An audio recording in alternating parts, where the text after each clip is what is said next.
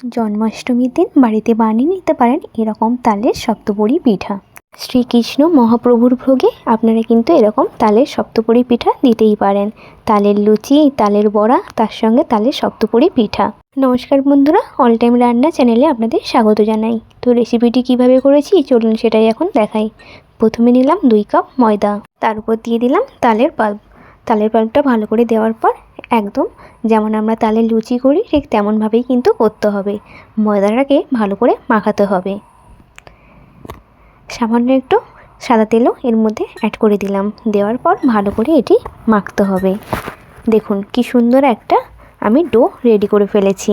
এখন এটি রেস্টে রেখে দিচ্ছি। এখানে নিয়েছি নারকেল কোড়া। নারকেল কোড়ার মধ্যে দিয়ে দিলাম চিনি। আপনারা যে যার পরিমাণ মতোই চিনিটা দেবেন। যার যেমন মিষ্টি খেতে পছন্দ সেই রকমভাবেই কিন্তু চিনিটি দেবেন। তারপর ডো থেকে ছোট ছোট লেচি করে কেটে নিচ্ছি। দেখুন এই রকম কিন্তু ছোট ছোট সাইজেরই লেচি করতে হবে। সবগুলো লেচি আগে করে নিয়ে তারপরে কিন্তু এটিকে বেলতে হবে।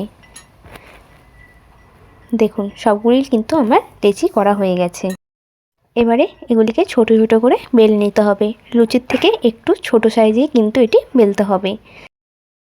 এর মধ্যে দিয়ে দিচ্ছি এই নারকেলের সঙ্গে যে চিনি মাখিয়ে রেখেছিলাম নারকেলের পুর, তো এটাই এর মধ্যে এখন দিয়ে দিচ্ছি।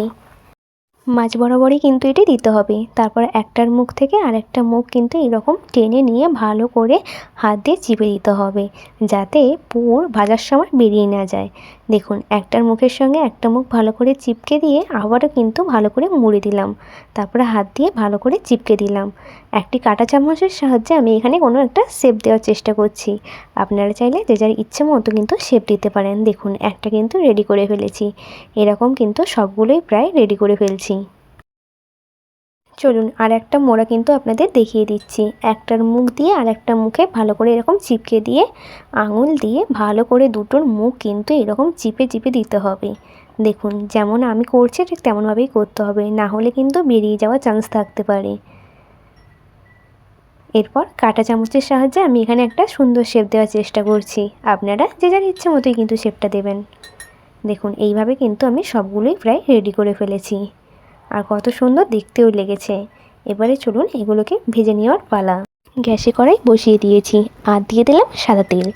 তেল একটু গরম হতে সময় দেব। এটি কিন্তু ডুবো তেলেই ভাজতে হবে। দেখুন একে একে করে পিঠেগুলো তেলের মধ্যে দিয়ে দিচ্ছি। এটি করতে হবে লো টু মিডিয়াম ফ্লেমে। সবগুলো দিয়ে দিলাম। এক পাশ ভালোভাবে ভাজা হয়ে গেলে এরকম খুন্তি দিয়ে উল্টে পাল্টে নিতে হবে। 2 পাশ ভালোভাবে ভাজা হয়ে গেছে। এবারে এটি একটি পাত্রে তুলে নিচ্ছি। আর দেখুন কি সুন্দর দেখতে লেগেছে। এই রকম করে সবগুলোই কিন্তু একে একে করে ভেজে নিতে হবে। জন্মাষ্টমীর দিন এইগুলি কিন্তু আপনারা বানিয়ে নিতে পারেন খুব কম সময়ে এবং খুব তাড়াতাড়ি কিন্তু এগুলি তৈরি হয়ে যায়।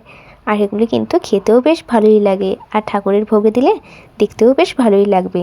দেখুন এগুলিও কিন্তু ভাজা হয়ে গেছে। এরপর ভালো করে ছেঁকে তুলে নিচ্ছে একটি পাত্রে। আশা করছি রেসিপিটি আপনাদের খুব ভালো লেগেছে। যদি ভালো লেগে থাকে অবশ্যই লাইক, কমেন্ট, শেয়ার এবং সাবস্ক্রাইব করে পাশে থাকার অনুরোধ রইল। দেখা হবে নতুন একটা রেসিপি নিয়ে। সবাই ভালো থাকবেন, সুস্থ থাকবেন। ধন্যবাদ।